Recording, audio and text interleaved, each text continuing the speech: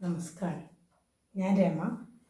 ഇത് എന്നോട് കൂടെ ഉള്ളത് ഡോക്ടർ സുനിൽ, കൗമുദി ഗ്രാമീണ നേത്രാലയ, ബേള, കാസർഗോഡ് നിന്നാണ്. കൗമുദി ഗ്രാമീണ നേത്രാലയ തുടങ്ങിയിട്ട് 25 വർഷമായല്ലോ. അപ്പം അത് തുടങ്ങാനുള്ള കാരണം എന്താ, പിന്നെ അത് തുടങ്ങാനുള്ള പ്രചോദനം എവിടെ നിന്നാണ് ഉണ്ടായത്, അതും കൂടി ഒന്ന് ഇതിൻ്റെ കൂടെ പറഞ്ഞാൽ നന്നായി. ഞാൻ MBBS ആലപ്പുഴ മെഡിക്കൽ കോളേജിൽ നിന്നാണ് ചെയ്ത്. അതിനുശേഷം അഹമ്മദാബാദിൽ പോസ്റ്റ് ഗ്രാജുവേഷൻ ചെയ്തു ഓഫ്തൽമോളജിയിൽ, അരവിന്ദ് ഐ ഹോസ്പിറ്റൽ മധുരയിൽ. അതിന് ശേഷം റെറ്റിന ഡിപ്പാർട്ട്മെൻറ്റ് വിറ്റ്വർ റെറ്റിന സർജറിയിൽ ഫെലോഷിപ്പ് പ്രോഗ്രാം ചെയ്തു. അരവിന്ദ് ഐ ഹോസ്പിറ്റൽ തന്നെ കോയമ്പത്തൂരുള്ള ബ്രാഞ്ച് ഉണ്ട്, അതപ്പോൾ തുടങ്ങിയിട്ടേ ഉള്ളൂ. അവിടെ 4 വർഷത്തോളം മെഡിക്കൽ ഓഫീസറായിട്ട് വർക്ക് ചെയ്തു. അപ്പോൾ ആ കാലത്ത് തന്നെ എനിക്ക് മഹാത്മാഗാന്ധിയുടെ ദർശനങ്ങളുമായിട്ട് വളരെയധികം മനസ്സിൽ താല്പര്യം തോന്നിയിരുന്നു. മഹാത്മാഗാന്ധിജി ഊന്നി പറഞ്ഞത് നമ്മുടെ രാജ്യത്തിൻ്റെ ഡെവലപ്മെൻറ്റ് വില്ലേജിൻ്റെ വളർച്ചയിലൂടെ സാധിക്കുള്ളൂ എന്നാണ്. കാരണം രാജ്യത്തിൻ്റെ 70% വില്ലേജാണ്. അപ്പോൾ നമ്മൾ നമ്മുടെ ഗ്രാമങ്ങളെ യഥാർത്ഥത്തിൽ ശ്രദ്ധിക്കുന്നുണ്ടോ എന്ന് ഒന്ന് ഇൻട്രോസ്പെക്റ്റ് ചെയ്ത് നോക്കേണ്ട കാര്യമുണ്ട്. നമുക്ക് ചില ഉദാഹരണങ്ങൾ എടുക്കാം. ഇപ്പോൾ നാട്ടും പ്രദേശത്തിൽ നേത്രരോഗം അനുഭവിക്കുന്ന ആൾക്കാർ, ഞാൻ നേത്രരോഗത്തെക്കുറിച്ച് പറയുന്നത്, ഞാൻ ഓഫ്തൽമോളജിസ്റ്റ് ആയിരുന്നു, എല്ലാ ഡിപ്പാർട്ട്മെൻറ്റും ഇത് ബാധകമാണ്. അങ്ങനെ ഒരാൾക്കും പട്ടണത്തിലുള്ള ഒരാൾക്കും ഒരേ രീതിയിലുള്ള ചികിത്സയാണോ ലഭിക്കുന്നത്? തീർച്ചയായിട്ടും അല്ല. ഒരു ഉദാഹരണം എടുക്കാം. ഡയബറ്റിക് റെറ്റിനോപ്പതി, ഡയബറ്റിസ് മെലിറ്റസ് അല്ലെങ്കിൽ പ്രമേഹം ഇപ്പോൾ വളരെയധികം വർദ്ധിച്ചുകൊണ്ടിരിക്കുകയാണ്. അതിന് പല കാരണങ്ങളുണ്ട്. ആൾക്കാരുടെ ജീവിതശൈലി, സ്ട്രെസ്സ്, ഭക്ഷണ രീതി, ഇതൊക്കെ ബാധിക്കുന്നുണ്ട്. ഇപ്പോൾ ഡയബറ്റീസിൻ്റെ കോംപ്ലിക്കേഷൻസ് ശരീരത്തിലെ എല്ലാ അവയവങ്ങളെയും ബാധിക്കും. അതിൽ പ്രധാനപ്പെട്ട ഒരു അവയവമാണ് കണ്ണ്. അപ്പോൾ കണ്ണിൽ നമുക്ക് നേരത്തെ കൂട്ടിയിട്ട് ഡയബറ്റിക് റെറ്റിനോപ്പതി കണ്ടെത്താൻ സാധിക്കുകയാണെങ്കിൽ, ഡയബറ്റിക് റെറ്റിനോപ്പതി കാരണമുള്ള കാഴ്ച നഷ്ടമാവുന്നത് നമുക്ക് തടുക്കാൻ സാധിക്കും. ഇപ്പോൾ അന്താരാഷ്ട്രമായിട്ട് നടന്നുള്ള പല പഠനങ്ങളും കാണിക്കുന്നത് ഏർലി ട്രീറ്റ്മെൻറ്റ് ആണ് പ്രധാനം. യഥാർത്ഥത്തിൽ ട്രീറ്റ്മെൻറ്റിലേക്ക് എത്തരുത്. നമ്മൾ നേരത്തെ തന്നെ കണ്ടെത്തിയിട്ട് ഡയബറ്റീസിൻ്റെ കൺട്രോളിൻ്റെ പ്രാധാന്യത്തെക്കുറിച്ചിട്ട് പേഷ്യൻസിന് പറഞ്ഞ് മനസ്സിലാക്കി കൊടുക്കണം. പലരും ഇതിനെക്കുറിച്ച് അജ്ഞരാണ്. കാരണം ശരിക്കുള്ള ഒരു ട്രീറ്റ്മെൻറ്റ്, സയൻറ്റിഫിക് ആയിട്ടുള്ള ട്രീറ്റ്മെൻറ്റ് പലപ്പോഴും രോഗിക്ക് കിട്ടുന്നില്ല. കിട്ടിയാലും പല തെറ്റിദ്ധാരണകൾ കാരണം അവർ മരുന്നുകൾ കറക്റ്റായിട്ട് കഴിക്കില്ല, ഫോളോ അപ്പിന് വരില്ല. അപ്പോൾ കോംപ്ലിക്കേഷൻസ് വന്നതിന് ശേഷമാണ് പലർക്കും ഹോസ്പിറ്റലിലേക്ക് തന്നെ വരുന്നത്. അവർ ഹോസ്പിറ്റലിലേക്ക് എത്തിപ്പറ്റണം എന്നുണ്ടെങ്കിൽ ബുദ്ധിമുട്ടാണ്. പെരിഫറൽ സ്ഥലങ്ങൾ, നാട്ടുപ്രദേശം, അതിനുള്ള സൗകര്യങ്ങളില്ല. ഇപ്പോൾ കണ്ണ് പരിശോധിക്കാനുള്ള സൗകര്യങ്ങളില്ല. അപ്പോൾ ഒരു ഡീറ്റെയിൽഡ് ആയിട്ടൊരു പരിശോധനയും അതിനുള്ള ചികിത്സ ഒക്കെ വേണമെന്നുണ്ടെങ്കിൽ മെയിൻ സിറ്റീസിലേക്ക് വരണം. പലപ്പോഴും അത് എത്തിപ്പറ്റാറില്ല. അപ്പോൾ അത് പോസ്റ്റ്പോൺ ചെയ്തുകൊണ്ടിരിക്കും, എന്തെങ്കിലും മരുന്ന് വെച്ചുകൊണ്ടോ. അപ്പോഴേക്കും വളരെ ലേറ്റ് ആയിട്ടും കാഴ്ച ബാധിച്ചു കഴിഞ്ഞാൽ പിന്നെ തിരിച്ചു കിട്ടില്ല. അതാണ് ഡയബറ്റിക് റെറ്റിനോപ്പതിയുടെ പ്രശ്നം.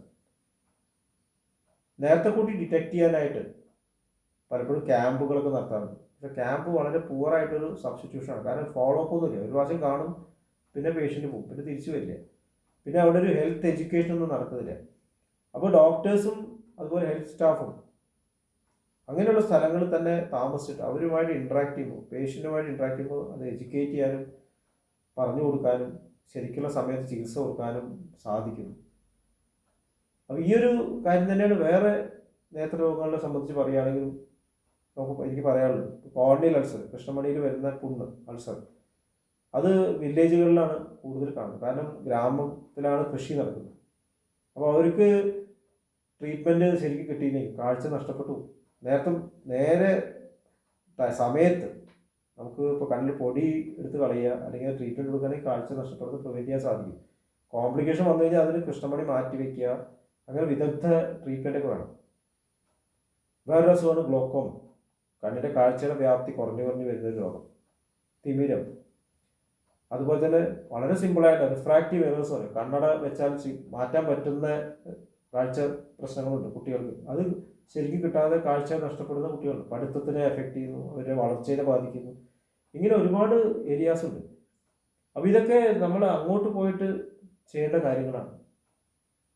അവരിങ്ങോട്ട് വന്നിട്ട് ചികിത്സ എടുക്കുക എന്നുള്ളത് ഒന്നാമത് സാമ്പത്തിക ബാധ്യത വളരെയധികമാണ്. പിന്നെ സമൂഹത്തോട് നമ്മൾ ചെയ്യുന്ന ഒരു അനീതി കൂടിയാണ് തോന്നുന്നത്. കാരണം ഇത്രയും മെഡിക്കൽ കോളേജസ് ഉണ്ട്, ഇത്രയും ഗ്രാജുവേറ്റ്സും പോസ്റ്റ് ഗ്രാജുവേറ്റ്സും ഇറങ്ങുമ്പോൾ രാജ്യത്തിൽ ആരോഗ്യത്തിൻ്റെ നില വർദ്ധിച്ചുകൊണ്ടിരിക്കുകയാണ്. ശരിക്കും കോംപ്ലിക്കേഷൻ റേറ്റ് കുറഞ്ഞുകൊണ്ട് വരണം. കോംപ്ലിക്കേഷൻ ട്രീറ്റ് ചെയ്യുന്ന ഹോസ്പിറ്റൽസിൻ്റെ നമ്പർ കൂടുമ്പോൾ ശരിക്കും രാജ്യത്തിൻ്റെ ആരോഗ്യനില മോശമാവുകയാണോ അതോ ഉയരുകയാണോ ചിന്തിക്കേണ്ട കാര്യമാണ്. അപ്പോൾ അത് നമ്മുടെ ഒരു വീഴ്ചയാണ് കാണിക്കുന്നത്. അപ്പോൾ ഇതൊരു വശം. ഇനി നമ്മുടെ മെഡിക്കൽ എഡ്യൂക്കേഷൻ്റെ ഭാഗം എടുത്ത് നോക്കിയാൽ ഞങ്ങൾ മെഡിക്കൽ എഡ്യൂക്കേഷനിൽ ഞങ്ങളുടെ പാഠങ്ങൾ പഠിക്കുമ്പോൾ പ്രാക്ടിക്കലായിട്ടുള്ള നോളജ് വരുന്ന പേഷ്യൻസിനെ പരിശോധിച്ചിട്ടാണ്. അപ്പോൾ വാർഡ്സിൽ പോയിട്ട് പരിശോധിക്കണം. അതുപോലെ തന്നെ ട്രീറ്റ്മെൻറ്റിൽ ഞങ്ങളുടെ സീനിയേഴ്സിൻ്റെ സഹായത്തോട് കൂടിയിട്ട് അവരുടെ മുകളിൽ അതൊക്കെ സാധാരണക്കാരുടെ ഇടയിൽ ക്യാമ്പ് പേഷ്യൻസ് അവരുടെ ഇടയിലാണ് നമ്മൾ പ്രാക്ടീസ് ചെയ്യുന്നത്. അതിനുശേഷം അവർ ട്രീറ്റ് ചെയ്യാൻ നമുക്ക് സൗകര്യമില്ല. ഒരു പ്രാവശ്യം ഡിഗ്രി എടുത്തു കഴിഞ്ഞിട്ട് ഹോസ്പിറ്റലിൽ ജോലി തുടങ്ങിക്കഴിഞ്ഞാൽ പിന്നെ ഇവർക്ക് പ്രവേശനമില്ല. ഇവർ പിന്നെ പൈസ കൊടുത്തിട്ടേ കാണുള്ളൂ എന്നുള്ളൊരു സ്ഥിതിയാണ്. ഞാൻ ഫ്രീ ട്രീറ്റ്മെൻറ്റ് ചെയ്യാറില്ല എന്ന് പലരും പറയാറുണ്ട്. ഇതൊരു ശരിയായിട്ടുള്ള രീതിയാണ്. നമുക്കൊരു നമ്മുടെ രാജ്യത്ത് നമ്മുടെ ഇത്രയും ഉയർത്തി കൊണ്ടുവന്ന നാട്ടുകാരോട് നമുക്കൊരു ബാധ്യതയില്ലേ. പലരും പഠിത്തം കഴിഞ്ഞാൽ ഫോറിനിലേക്ക് പോകുന്നു, നമ്മുടെ രാജ്യത്തിൽ തന്നെ നിൽക്കാതെ വേറെ എവിടെയെങ്കിലും പോകുന്നു.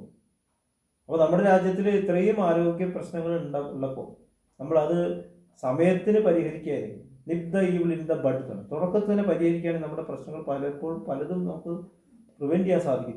ചികിത്സാ ചെലവ് കുറയ്ക്കാൻ സാധിക്കും. അതുമാത്രമല്ല ആൾക്കാരെ അവരുടെ നിത്യജീവിതത്തിൽ ലീവ് എടുക്കുന്നത്, അവരുടെ ജോലിയിൽ നിന്ന് മാറി നിൽക്കേണ്ടി വരും. രോഗം കോംപ്ലിക്കേഷൻ വന്ന് എത്ര ദിവസം ലീവ് വന്ന് അവർക്ക് അങ്ങനെയുള്ള ബുദ്ധിമുട്ടുകളൊക്കെ നമുക്ക് അവോയ്ഡ് ചെയ്യാൻ സാധിക്കും. പിന്നെ ഒരാളെ ടൗണിലേക്ക് എത്തിക്കുക എന്ന് പറഞ്ഞാൽ ഒന്ന് ആലോചിച്ച് പോകും, എത്ര ആൾ കൂടെ പോകണം. അവരുടെ വീട്ടിൽ മുഴുവൻ ഡിസ്ഹാർമണിയാണ്.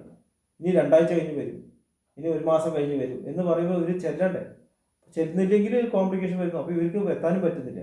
അപ്പോൾ ഇതൊക്കെ തടുക്കണം എന്നുണ്ടെങ്കിൽ നമ്മൾ അങ്ങോട്ട് പോകണം. ഒരു പഴഞ്ചൊല്ലുണ്ട്, മൗണ്ട് മുഹമ്മദിൻ്റെ അടുത്തേക്ക് വരില്ല, മുഹമ്മദ് മൗണ്ടിൻ്റെ അടുത്തേക്ക് പോകണമെന്നാണ്. നമ്മൾ അങ്ങോട്ട് പോകണമെന്നാണ്. അതാണ് നമ്മുടെ ഉത്തരവാദിത്വം.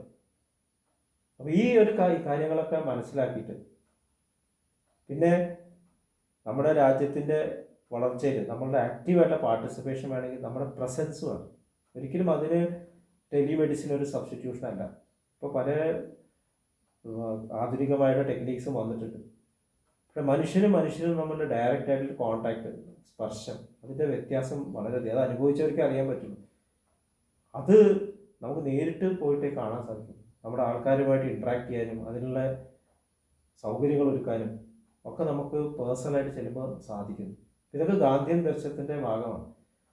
ഹെൽത്ത് എഡ്യൂക്കേഷൻ കൊടുക്കുക, എങ്ങനെയാണ് പരിസരം വൃത്തിയാക്കി വയ്ക്കുക, എങ്ങനെയാണ് പരിസരം വൃത്തിയാക്കി ഇരിക്കുമ്പോൾ രോഗം വരാതിരിക്കുക, ഇതൊക്കെ. പിന്നെ ന്യൂട്രിഷൻ, മാൽന്യൂട്രിഷൻ, ഭക്ഷണത്തിൻ്റെ രീതി കാരണം ആരോഗ്യ പ്രശ്നങ്ങൾ, കാഴ്ചയെ ബാധിക്കുന്ന ആൾക്കാരുണ്ട്, ബുദ്ധിശക്തിയെ ബാധിക്കുന്ന ആൾക്കാരുണ്ട്.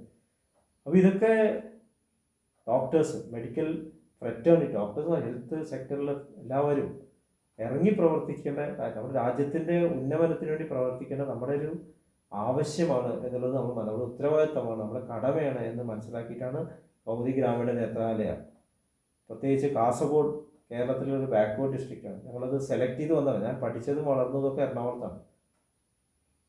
പക്ഷേ ഇത് മനസ്സിലാക്കിയിട്ട് ഞങ്ങൾ അവിടെ ഒന്ന് താമസിക്കുകയാണ്. എൻ്റെ ഈ കാര്യങ്ങളൊക്കെ മനസ്സിലാക്കിയിട്ട് അവിടെ പോകുന്നത്. 25 വർഷത്തെ ഞങ്ങളുടെ യാത്ര വലിയൊരു അതൊരു എൻ്റെ വൈഫാണ്, രമയും ഒരു പങ്കാളിയാണ്. ഞങ്ങൾ അനുഭവിക്കുന്ന ആ സന്തോഷം അത് പറഞ്ഞറിയിക്കാൻ പറ്റില്ല. അതുകൂടാണ്ട് ആ നാട്ടിലുള്ള ആൾക്കാർക്ക് നമുക്ക് എംപ്ലോയ്മെൻറ്റിന് ഓപ്പർച്യൂണിറ്റീസ് കൊടുക്കുക, ആ എംപ്ലോയീസിനെ ഈ യാത്രയിൽ പങ്കെടുപ്പിക്കുക. നമ്മളൊരു സ്ഥാപനം വലുതാകുമ്പോൾ ടോപ്പ് ബ്രാസിലെ ആൾക്കാർ മാത്രം അറിയപ്പെട്ടാൽ പോരാ, അതിൽ പങ്കെടുത്ത എംപ്ലോയീസ് അതിൻ്റെ പ്രധാന ഭാഗമാണ്. അവരെ എഡ്യൂക്കേറ്റ് ചെയ്യാൻ നമ്മുടെ ഉത്തരവാദിത്തമാണ്. അതിനുള്ള എഡ്യൂക്കേഷൻ പ്രോഗ്രാംസ് ഞങ്ങളുടെ ഹോസ്പിറ്റലിൽ ഇപ്പോൾ നടത്തിക്കൊണ്ടിരിക്കുകയാണ്. അവരെ ഒഫ്തൽമോളജിയെക്കുറിച്ചിട്ടും ആരോഗ്യത്തെക്കുറിച്ചിട്ടും പഠിപ്പിക്കുക മാത്രമല്ല, എങ്ങനെയാണ് ജീവിതത്തിൽ സ്ട്രെസ് റിലീഫ്, മാനസികമായ സംഘർഷങ്ങൾ നേരിടാൻ സാധിക്കുക, ഇതൊക്കെ നമ്മുടെ ഹോസ്പിറ്റലിൽ ഇപ്പോൾ പഠന വിഷയങ്ങളാണ്. അതൊക്കെ അതിനെപ്പറ്റി ഒരുപാട് പ്രോഗ്രാംസ് നടത്തുന്നുണ്ട്. ഇതേക്കുറിച്ചെല്ലാം വിശദമായിട്ട് ഇനി വരുന്ന സെഷൻസിൽ നമുക്ക് ഡിസ്കസ് ചെയ്യാം. തൽക്കാലം നമുക്ക് ഇന്ന് നിർത്താം അല്ലേ? നിർത്താം. നിർത്താം. ഇനിയും നമുക്ക് വീണ്ടും കണ്ടുമുട്ടാം. അടുത്തൊരു സെക്ഷനിൽ വീണ്ടും കണ്ടുമുട്ടാം. നന്ദി.